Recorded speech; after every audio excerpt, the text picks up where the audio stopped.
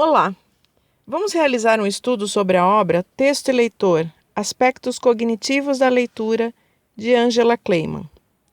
Nossa primeira reflexão é sobre a ideia de que o leitor se engaja para construir o sentido de um texto escrito. O texto enfatiza os aspectos cognitivos da leitura, porque consideramos a percepção de, bem como a reflexão sobre um conjunto complexo de componentes mentais da compreensão, contribuição à formação do leitor e, consequentemente, ao enriquecimento de outros aspectos humanísticos e criativos do ato de ler. O nosso objetivo é oferecer subsídios aos interessados na formação dos leitores. Quem mais seria interessado do que os professores de língua portuguesa? Uma vez que o desvendamento do processo torna possível o planejamento de medidas adequadas ao aprimoramento do leitor. Ao mesmo tempo, trabalharemos também atividades de metacognição, reflexão e controle consciente sobre o próprio conhecimento e o próprio fazer, o que pode tornar os profissionais mais acessíveis a mudanças favoráveis. Como sabemos, a leitura é um ato social entre dois sujeitos, o leitor e o autor, que interagem entre si, obedecendo a objetivos e necessidades socialmente determinados. A dimensão interacional do ato de ler se dá por meio da materialização de significados e intenções do autor, que são completados pelo leitor. Como estrutura da obra, temos os seguintes capítulos. Capítulo 1. Utilização do conhecimento prévio. Capítulo 2. Delimitação dos objetivos de leitura. Capítulo 3. Tornar acessível pela segmentação e estratégias de processamento do texto. E o capítulo 4. Materialização linguística de intenções e objetivos do autor. Vamos conversar sobre cada um desses itens, tudo bem? Em relação ao conhecimento prévio, destacamos seus 3 aspectos: o linguístico, o textual e o de mundo. A compreensão de um texto é um processo que se caracteriza pela utilização do conhecimento prévio. O leitor utiliza o que ele já sabe, o conhecimento adquirido em sua vida. É mediante a interação entre os diversos níveis de conhecimento, esses 3, linguísticos, textual e de mundo, que o leitor consegue construir o sentido do texto. Por isso, a leitura é um processo interativo. Façamos a leitura do trecho abaixo.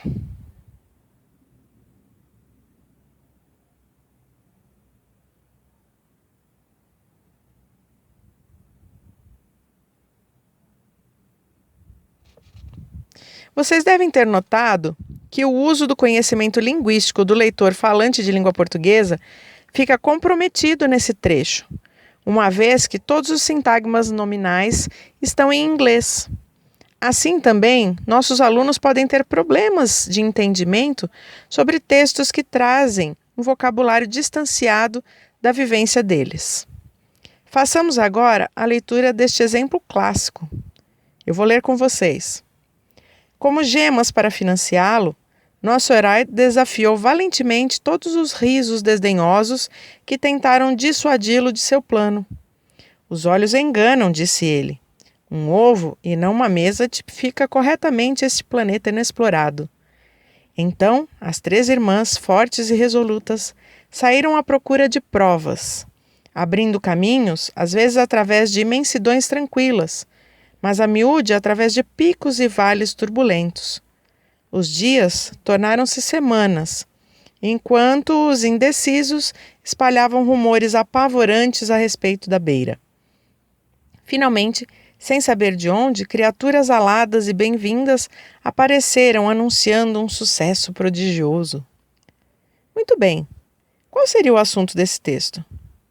Quem são as 3 irmãs? O herói? De que planeta estamos falando? Todas essas e outras perguntas que o texto pode inspirar devem ser respondidas por um leitor que conheça a história a partir do texto que tem o título A Descoberta da América por Colombo. conhecimento parcial, estruturado que temos na memória sobre assuntos, situações, eventos típicos de nossa cultura é chamado de esquema. O esquema determina em grande parte as nossas expectativas sobre a ordem natural das coisas, o que nos permite uma maior economia na comunicação. Veja um exemplo. Perseguido pelos caçadores, um pobre veado escondeu-se bem quietinho dentro da cerrada moita. O abrigo era tão seguro que nem os cães o viram. Nesse caso, já é implícito, devido aos nossos esquemas constituídos, que os cachorros acompanham os caçadores.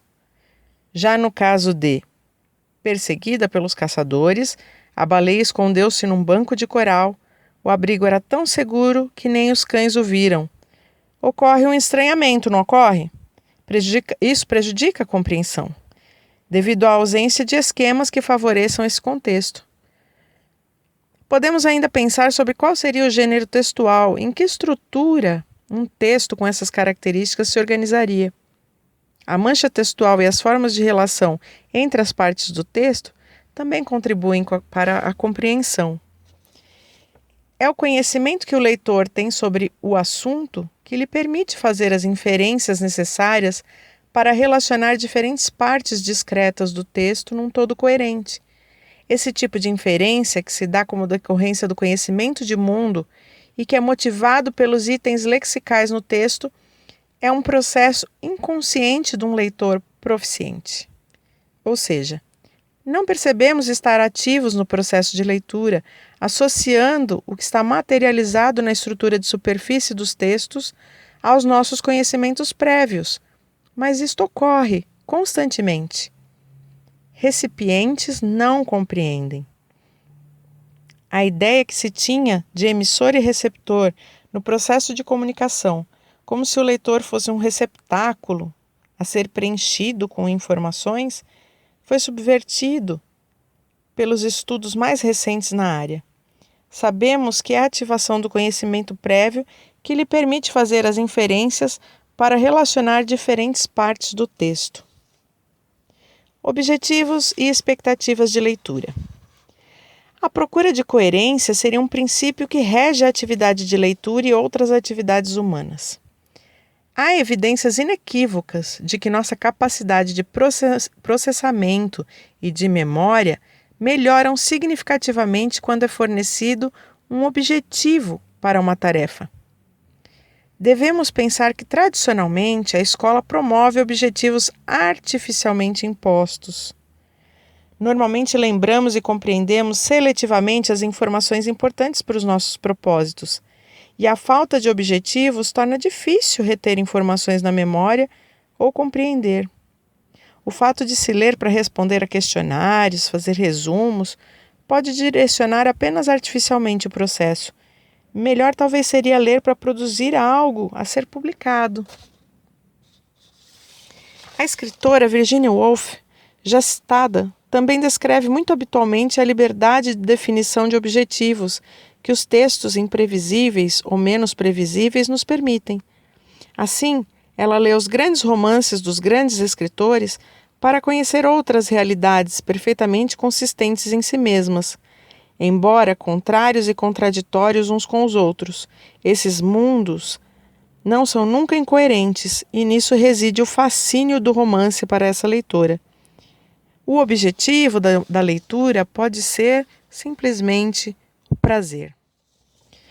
Formulação de hipóteses. A leitura é, em grande medida, uma espécie de jogo de adivinhação, pois o leitor ativo, realmente engajado no processo, elabora hipóteses e as testa à medida que vai lendo o texto. Bom, as hipóteses do leitor fazem com que certos aspectos do processamento essenciais à compreensão se tornem possíveis, tais como o reconhecimento global e instantâneo de palavras e frases relacionadas ao tópico, bem como inferências sobre palavras não percebidas durante o movimento do olho, durante a leitura, que não é linear. Se o material que os olhos estão percebendo não for processado rapidamente, haverá uma situação semelhante a um engarrafamento, que se forma quando o tráfego de carros deixa de fluir normalmente numa hora de pique.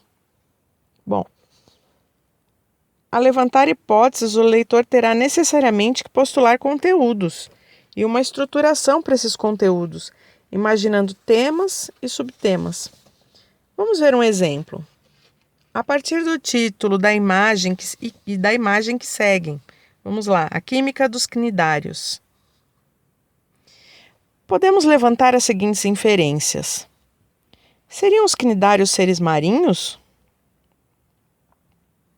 Em vista dos temas usados e dos termos que temos aí, poderia ser um artigo científico?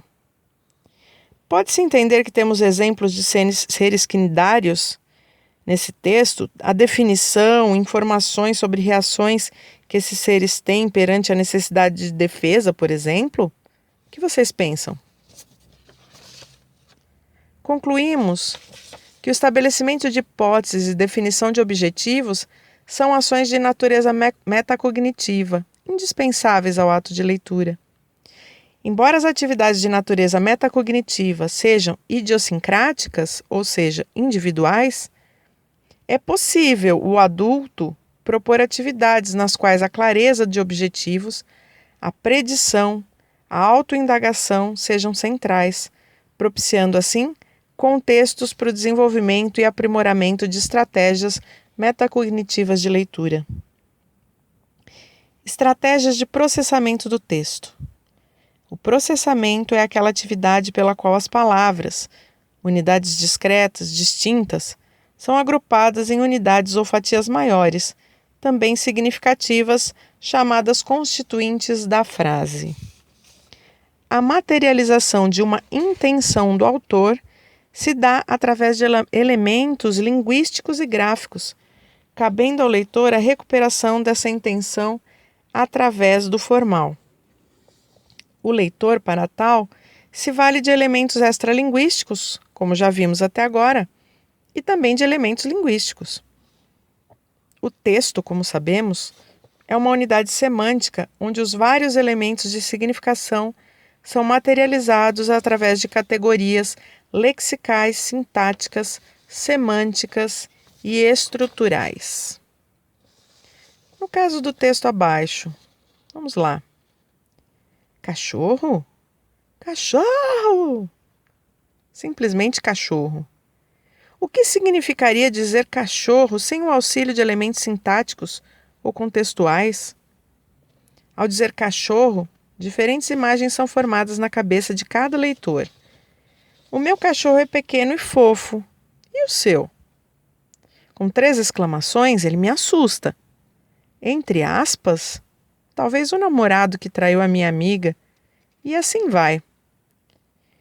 Já neste caso, a presença de elementos contextuais facilita a compreensão sobre o que o autor queria nos informar.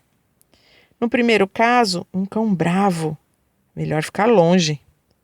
No segundo, um cachorrinho que dorme confortavelmente na casa do dono ou numa caminha de pet shop.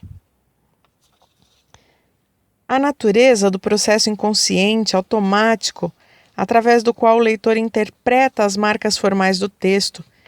Essas marcas são percebidas pelo leitor como elementos que ligam as formas discretas, contíguas da microestrutura do texto, ou como elementos que ligam trechos descontínuos, parágrafos, apontando assim a macroestrutura do texto. Para finalizar, vamos conversar um pouquinho sobre interação na leitura de textos. No 4º capítulo, a obra nos deixa claro que o autor deixa pistas formais a fim de facilitar a consecução do seu trabalho.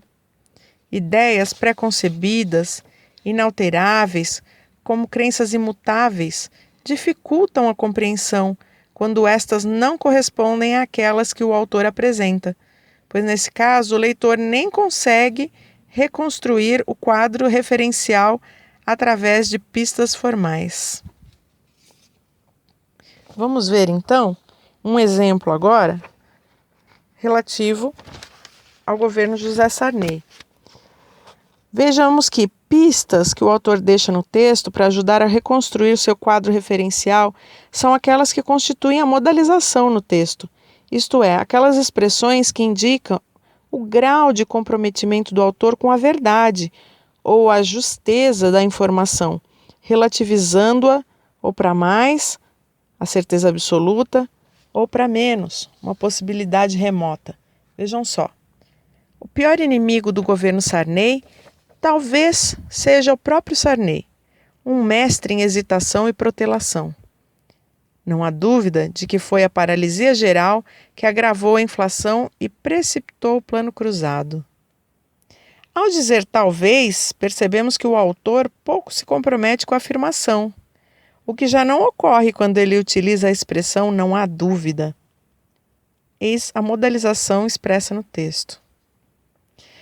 O caráter interacional da leitura pressupõe a figura do autor presente no texto, portanto, através das marcas formais que atuam como pistas para a reconstrução do caminho que ele percorre durante a produção do texto, e a figura do leitor atribuindo sentido às pistas e aos espaços a serem preenchidos com sua compreensão. Cabe ao professor criar mecanismos que incentivem e facilitem esse processo. Consideramos, portanto, a importância do professor nesse processo de mediação para que o aluno desenvolva mecanismos que o permitam ser um leitor proficiente. Vamos lá, vamos discutir amplamente os textos com os nossos alunos, a fim de ampliar-lhes o léxico, favorecer a compreensão sobre o mundo que os cerca e a diversidade de gêneros que circulam em nossa sociedade.